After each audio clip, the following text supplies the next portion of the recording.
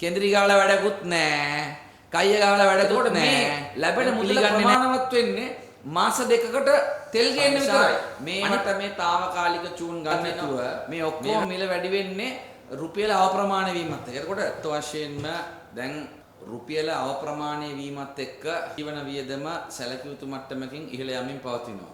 ඒ අතර වාරයේදී ඖෂධ වලින් වැට්බද්ද බිඳුව කරලා බෙහෙත් මිල අඩු කරන ආණ්ඩුව අද ලංකාවට බෙහෙත් ආනයනය මෙකරන තැනට වැඩ කරලා තියෙනවා. මුදල් ඒකකය 105කින් අවප්‍රමාණය වුණාම ලංකාවට ආනයනය කරන ඖෂධ වල මිල නැවත වරක් සලකා බැලන්න ඕන කියලා 2015 NMRA පනත අනුව නීතියක් හැටියට තියෙනවා. නමුත් වර්තමාන NMRA එක එක්ස්චේන්ජ් රේට් එක 105ට වඩා වැඩි වෙලා මේ බෙහෙත් ආනයනයේදී මිල ගණන් සංශෝධනය විය යුතු ආකාරය පිළිබඳව කිසිදු සාකච්ඡාවක්වත් කිසිදු වැඩපිළිවෙලක්වත් ඉදිරිපත් කරන්නේ නැහැ. අත් වශයෙන්ම දැන් මේ වෙනකොට තෙල් මිල වැඩි වෙලා තියෙනවා, ආහාර පාන මිල වැඩි වෙලා තියෙනවා, ඊළඟට ඇඳුම් පැළඳුම් වල මිල වැඩි වෙලා තියෙනවා, බස් ගාස්තු වල මිල වැඩි වෙලා තියෙනවා, කිරිපිටි වල මිල වැඩි වෙලා තියෙනවා.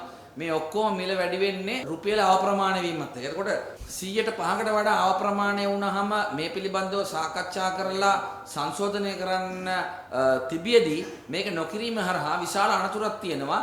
මේ ආනයනයකරුවන් බෙහෙත් ආනයනය නොකරන ඉඩ තියෙනවා. එතකොට බෙහෙත් ආනයනය නොකරුවාම මොකද්ද වෙන්නේ? පළමුව රජයේ ස්පිරිතාලවල වල බෙහෙත් හිඟයක් මතුවෙන්න ගන්නවා. එතකොට කවුද පීඩාවට ලක් වෙන්නේ? මේ රටේ ශල්ලිකාරයෝද? ධනපතියෝද? නෑ. රජයේ රෝහල් වලට යන්නේ සාමාන්‍ය පුරවැසියන්. එතකොට සාමාන්‍ය පුරවැසියන්ට බෙහෙත් හේතු නැතිනොත් මේ රටේ තත්ත්වය මොකද්ද? කන්න බොන්නත් නෑ හරියට. ඉගෙන ගන්නත් නෑ හරියට. අමනක් බිමනක් යන්නත් නෑ හරියට. අඳින්න පළඳින්න විදියකුත් නෑ හරියට.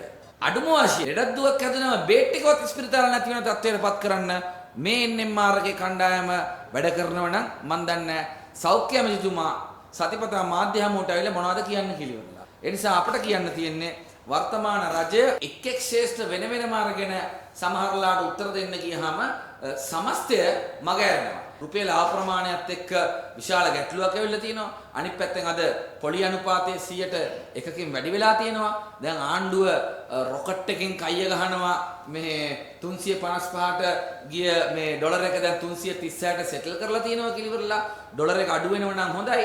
අපි කියනවා අඩු කළ යුතුයි කියලා ඉවරලා දැන් මේ ඩොලර් එක පාලනය කරන්න වෙන්නේ මාකට් එකේ විශ්වාසයත් එක්ක. හැබැයි ආණ්ඩුව මොනතරම් කයිය ගැහුවත් මේ මාකට් එකේ විශ්වාසයත් වෙලා තියෙන්නේ ඍජු විදේශ ආයෝජන වෙනවා කියලාවත් එහෙම නැත්නම් සංචාරක කර්මාන්තයෙන් ඩොලර් වැඩි වෙනවා කියලාවත් එහෙම නැත්නම් අපනයන ආදායමෙන් ඩොලර් වැඩි වෙනවා කියලාවත් එහෙම නැත්නම් විදේශ ප්‍රේෂණ වලින් ඩොලර් වැඩි වෙනවා කියලාවත් නෙමෙයි.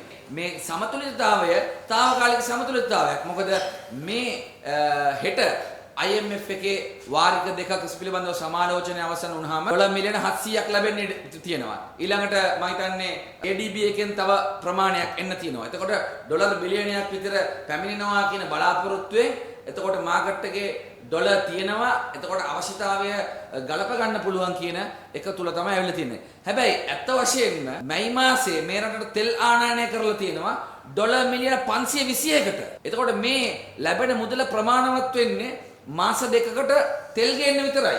අනිත් පැත්තෙන් මාසෙකට ට්‍රේඩ් ගැප් එක වෙළඳ ශේෂය අපනයනයට වඩා ආනයනය ඩොලර් මිලියන 200කට වඩා වැඩි.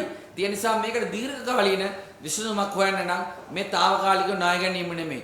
අනිත් පැත්තෙන් දැන් අපිට තව අභියෝගයක් මතුවමින් පවතිනවා. යුදමය තත්ත්වයත් එක්ක ගල්ෆ් කලාපයේ සිදු වෙලා තියෙන දේවල් එක්ක ගල්ෆ් කලාපයේ ආර්ථිකය 130කින් විතර පල්ලෙහාට වැටෙනවා කියලා ආර්ථික විශේෂඥයෝ පුරවකථනය කරලා තිනවා. එතකොට ගල්ෆ් කලාපයේ ආර්ථිකය 130කින් විතර පල්ලෙහාට වැටුනොත් මොකද වෙන්නේ? විදේශීය ශ්‍රමිකයන්ගේ රැකියාව අවදානමට ලක් වෙනවා. ඉන්දියාව, ශ්‍රී ලංකාව, බංග්ලාදේශ වගේ අයට තමයි රැකියාව හිමි වෙන්නේ. එතකොට ඍජුවම අපේ විදේශ ප්‍රේෂණ වලට ඒක බලපානවා. මේවට මේ తాවකාලික චූන් ගන්න නැතුව දීර්ඝකාලීන විසඳුම් හොයන්න වෙන්නේ. අපට අපනයනේ මේ මොහොතේ වැඩි කරගන්න අමාරු නම් අඩුම ගානේ ඍජු විදේශ ආයෝජකයන්ව නීති ලිහිල් කරලා පහසුකම් සපයලා කැන්වස් කරලා ඉන්වෙස්ට්මන්ට් ෆෝරම් අදාළ ආයෝජන කර හැකි ආයෝජකයන් ඉලක්ක කරලා ආයෝජන ගෙන්වීමෙන් පමණයි මේක ගොඩ දාගන්න පුළුවන් වෙන්නේ. මේ වෙලාවේ විදේශීය ශ්‍රමිකයන්ගෙනුත් ඉල්ලීමක් කරනවා රටට ඩොලර් අවශ්‍ය මොහොතක්. හරිද? ඔබ පිට රට ඉඳලුණත් රට වෙනුවෙන් දෙයක් කරන්න පුළුවන් මොහොතක්. ඒ නිසා ඉන්දියල් මාර්ගයෙන් සල්ලි එවන්න නැතුව නිල බැංකු මාර්ගයෙන් ඩොලර් මේ රටට එවලා මේ රට කඩා වැටෙන්න දෙන්නේ නැතුව කාගේ වරදින් වුණත් කාගේ අනුවණකමෙන් වුණත් රටේ මිනිස්සුන්ට දුක් විඳින ඉඩ තියන්නේ නැතුව ඔබ ඩොලර් එවන්න කියන ඉල්ලීම අපි වක්කිය යුතු විපක්ෂයේ විදිහට ඉල්ලනවා. ඒ නිසා අපි ආණ්ඩුවට කියන්න කැමති මේ తాවකාලික පැලස්තර දාලා වැඩක් නැහැ. හරිද? දැන් මේ ලොකුවට කය ගැහුවට දැන් වාහනයක් ගන්න බැරි තැනටම පත් කරලා දෙනවා. ඈවගේ කිව්ව නේද? ලස්ස 12ට විස්කාර දෙනවා කියලා ඉවරලා. ඒ හැවගේ මොඩල්වත් ගන්න බෑ දැන් ලස්ස 12ට. නිසා කාර් එකක් ගන්න එක සීනියක් වෙලා තියෙනවා. ඒක පැත්තකින් තියමු. ඒ නිසා මේ ඔලොමොට්ටල විදිහට මේ ආර්ථිකය ගියොත් ඉස්සරහට අනිවාර්යයෙන්ම ආනන තහනමක් ගේනවා. මොකද තෙල් මිල අදද හෙටද අනිද්දාද කියලා දන්නේ නැහැ. හරිද?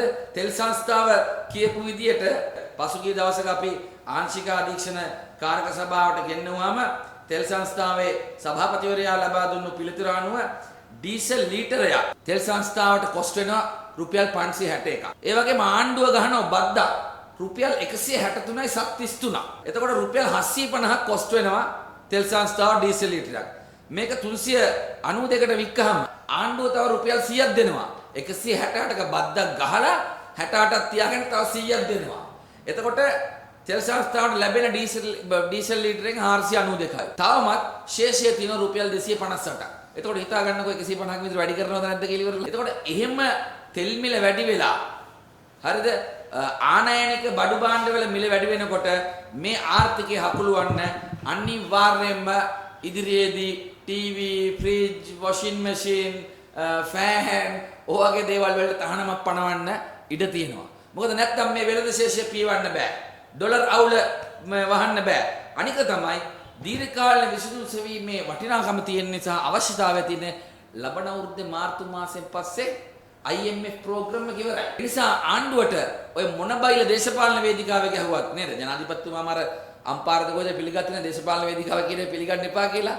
දැන් එතුමාට හිනා ඇති මේ රටේ මිනිස්සු කොච්චර අඳුනනවද කියලා දේශපාලන වේදිකාවේ එතුමා කියපු එකට.